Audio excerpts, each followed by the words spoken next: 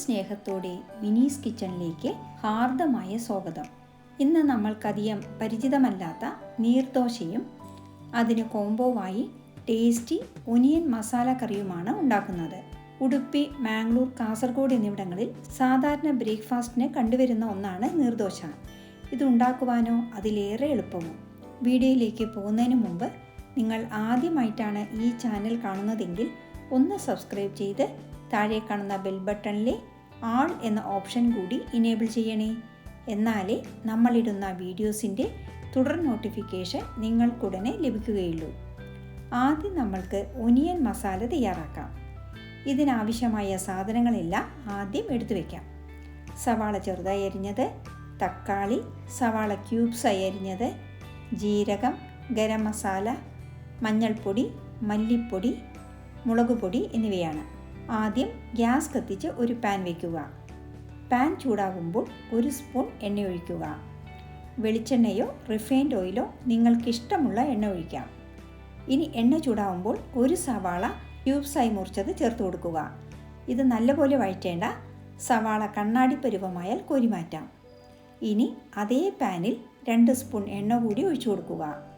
ഇനി എണ്ണയിലേക്ക് 1 സ്പൂൺ ജീരകം ചേർത്ത് കൊടുക്കുക. ജീരകം മൂത്ത് മണം വരുമ്പോൾ 1/2 കപ്പ് അരിഞ്ഞു വെച്ച സവാള ചെറുതായി അരിഞ്ഞത് ചേർത്ത് കൊടുക്കുക. സവാള വഴറ്റി ലൈറ്റ് ബ്രൗൺ നിറമാവുമ്പോൾ 2 തക്കാളി അരച്ചത് ചേർക്കുക. തക്കാളി വെന്ത് പച്ചച്ചുവ മാറി വരുമ്പോൾ ഗ്യാസ് സിമ്മിൽ വെച്ച് മസാലപ്പൊടികൾ ഓരോന്നായി ചേർത്ത് കൊടുക്കാം. 1/2 സ്പൂൺ മഞ്ഞൾപ്പൊടി, 1 സ്പൂൺ മല്ലിപ്പൊടി, 1 സ്പൂൺ മുളക് പൊടി, 1/2 സ്പൂൺ ഗരം മസാല എന്നിവ ചേർത്ത് മസാലയുടെ പച്ചമണം മാറുന്നതുവരെ വഴറ്റുക. ഇത് 2 മിനിറ്റ് വഴറ്റിയാൽ മതി. ഇനി ഇതിലേക്ക് 1/4 കപ്പ് തൈര് ചേർക്കുക. എണ്ണ തെളിയുന്നത് വരെ വഴറ്റുക. അതിനുശേഷം നമ്മൾ നേരത്തെ വറുത്ത് വെച്ച സവാള ചേർത്ത് കൊടുക്കാം. കറിക്ക് എത്ര തിക്നെസ് വേണമോ അതിനനുസരിച്ച് വെള്ളം ചേർത്ത് കൊടുക്കുക.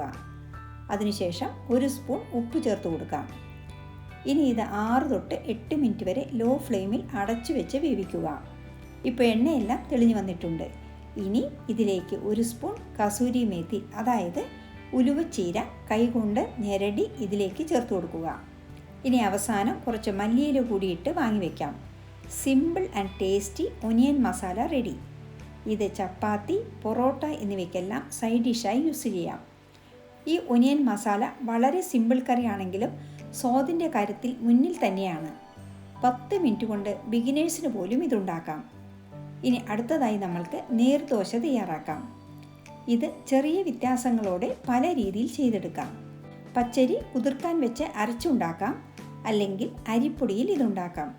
നമ്മൾ അരിപ്പൊടിയിലാണ് ഇതുണ്ടാക്കുന്നത്. പുട്ടിൻ്റെ പൊടിയിലല്ല, നൈസായി വറുത്ത അരിപ്പൊടിയിലാണ് ഇത് തയ്യാറാക്കുന്നത്. ആപ്പം, ഇടിയപ്പം എന്നിവ ഉണ്ടാക്കാനെടുക്കുന്ന അരിപ്പൊടിയാണ് നീർദോശ ഉണ്ടാക്കുവാൻ വേണ്ടത്. വറുത്തെടുത്ത അരിപ്പൊടി 2 കപ്പ്, 1/2 കപ്പ് തേങ്ങ അല്ലെങ്കിൽ 1/2 കപ്പ് തേങ്ങാ പാൽ പൗഡർ എന്നിവയാണ് മെയിൻ ഇൻഗ്രീഡിയൻസ്. ആദ്യം നമ്മൾക്ക് മിക്സി ജാറിൽ 2 കപ്പ് അരിപ്പൊടി ഇട്ട് കൊടുക്കാം. കൂടെ 1/2 കപ്പ് തേങ്ങാ പാൽ പൗഡർ ഇടുക. 2 സ്പൂൺ പഞ്ചസാരയും 1 സ്പൂൺ ഉപ്പും ചേർക്കുക. ഇനി 2 കപ്പ് വെള്ളം ഒഴിച്ചു കൊടുക്കുക. ഇത് നല്ലപോലെ ഇളക്കുക. മിക്സിയിൽ ഇളക്കാതെ അരച്ചാൽ ചിലപ്പോൾ അരഞ്ഞു എന്ന് വരില്ല. അതുകൂടാതെ മിക്സി ജാറിൻ്റെ അടപ്പ് തെറിച്ച് മിക്സിയിലുള്ള അരിപ്പൊടി 4 പാടും തെറിക്കാനുള്ള സാധ്യതയുണ്ട്.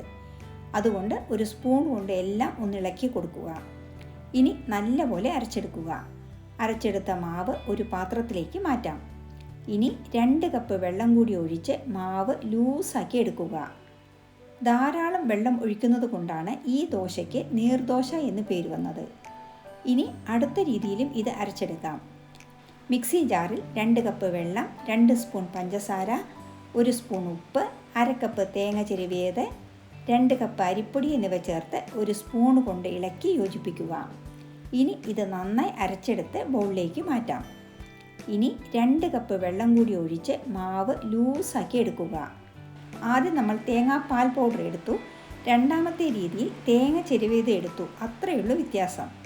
സ്വാദ് 2 രീതിയിൽ തയ്യാറാക്കിയാലും ഏകദേശം ഒരുപോലെ തന്നെയാണ്. അരച്ച ഉടനെ തന്നെ ഈ ദോശ ചുട്ടെടുക്കാം. ഇതിന് ഗ്യാസ് കത്തിച്ച് ഒരു പാൻ വയ്ക്കുക. പാൻ നല്ലപോലെ ചൂടാവണം. ഇനി പാനിലേക്ക് 1 തവി മാവ് ഒഴിച്ചു കൊടുക്കുക. കൂടുതൽ മാവ് ഒഴിക്കരുത്. നൈസായിട്ടാണ് ഈ ദോശ ചുടേണ്ടത്. ഗ്യാസ് ഹൈ ഫ്ലെയിമിൽ വെച്ച് പാൻ നല്ലപോലെ ചൂടായിട്ട് വേണം മാവ് ഒഴിച്ചു കൊടുക്കാൻ. അല്ലെങ്കിൽ പരത്തിക്കഴിയുമ്പോൾ ദോശയിൽ ഇതുപോലെ ധാരാളം ഓട്ടകൾ ഉണ്ടാവില്ല. ഇനി ഇത് 1.5 മിനിറ്റ് തുറന്ന് വെച്ച് മീഡിയം ഫ്ലെയിമിൽ വേവിക്കുക. ദോശ ഒഴിക്കുമ്പോൾ ഗ്യാസ് ഹൈയിൽ വയ്ക്കുക, അതിനുശേഷം മീഡിയത്തിൽ വയ്ക്കുക. ഇങ്ങനെ ഓരോന്നായി ചുട്ടെടുക്കുക. രണ്ടാമത് തേങ്ങ അരച്ച മാവിൽ നിന്നും ഇതുപോലെ ദോശ ഉണ്ടാക്കിയെടുക്കാം. നിങ്ങളുടെ കയ്യിൽ തേങ്ങയോ തേങ്ങാപ്പാലോ ഏതാണോ ഉള്ളത് അത് വെച്ച് ദോശ ഉണ്ടാക്കുക. തേങ്ങാപ്പാൽ ഫ്രഷായി എടുത്തും ഇതുണ്ടാക്കാം. തേങ്ങ ചേർക്കാതെ അരി മാത്രം യൂസ് ചെയ്തും ഇതുണ്ടാക്കുന്നവരുണ്ട്. ഇങ്ങനെ എത്ര എണ്ണം വേണമോ അതിനനുസരിച്ച് നീർദോശ ചുട്ടെടുക്കുക. ഇനി ഇത് ഒനിയൻ മസാലയുടെ കൂടെയോ മുട്ടക്കറിയുടെ കൂടെയോ സെർവ് ചെയ്യാം. വളരെ നൈസായിട്ടുള്ള ഈ ദോശയുടെ രുചി അറിഞ്ഞാൽ നിങ്ങൾ ഇത് ഇടയ്ക്കിടെ ഉണ്ടാക്കും. ഇന്നത്തെ നീർദോശയും ഒനിയൻ മസാല റെസിപ്പിയും എല്ലാവർക്കും ഇഷ്ടമായില്ലേ? വീഡിയോ ഇഷ്ടമായാൽ ലൈക്ക് ചെയ്യാനും നിങ്ങളുടെ പ്രിയപ്പെട്ടവർക്ക് ഷെയർ ചെയ്യാനും മറക്കരുതേ. കൂടാതെ നിങ്ങളുടെ വിലയേറിയ അഭിപ്രായങ്ങൾ താഴെ കമൻറ്റ് ബോക്സിൽ രേഖപ്പെടുത്തുമല്ലോ. വീണ്ടും മറ്റൊരു നല്ല വിഭവവുമായി കാണാം. Thank you for watching and supporting.